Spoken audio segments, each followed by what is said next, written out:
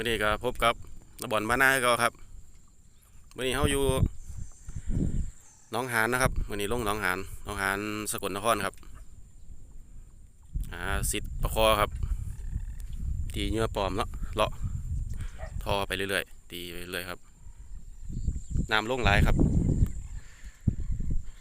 น้ำแห้งหลายครับเพราะว่าปล่อยน้ำออกครับลองเบิ่งครับว่าสิมีตัวปะวันนี้ก็มาครับนั่นครับดีครับมา2 คนครับวันนี้นั่นหัวเรือครับวันนี้มันสิงัดอย่างเดียวครับวันนี้ไปครับ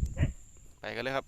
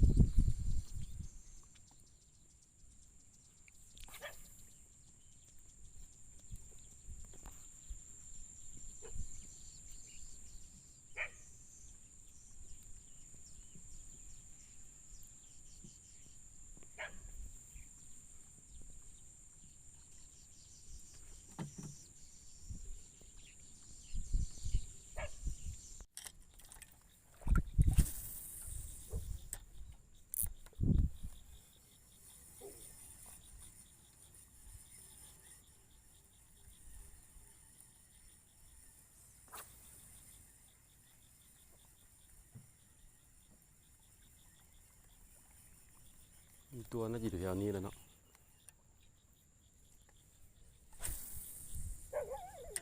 ซื้อแม่นดำมาใช่ป่ะ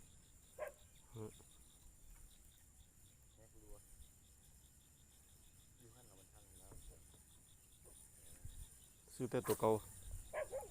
ซื้อแต่อันเก่า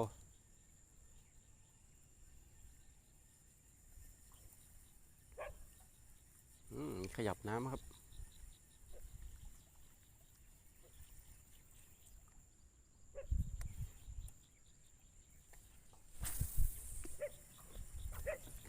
นันโดนแล้วครับ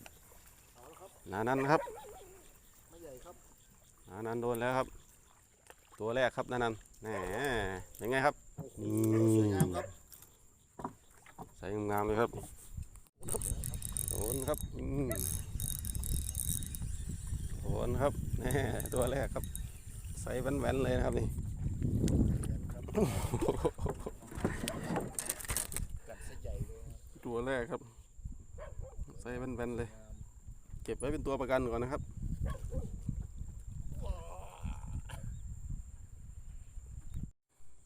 หลังจากที่ปิดกล้องไปครับแล้วก็อยากเป็นดาราเนาะตอนนี้อ้วนๆเลยครับ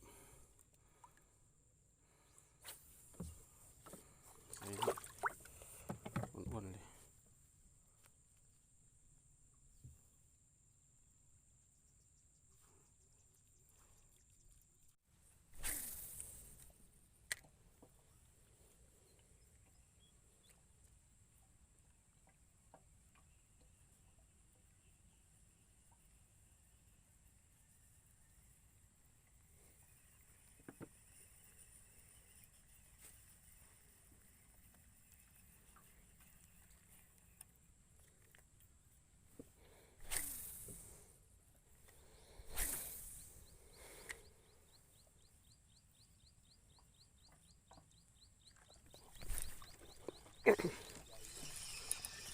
บอสครับ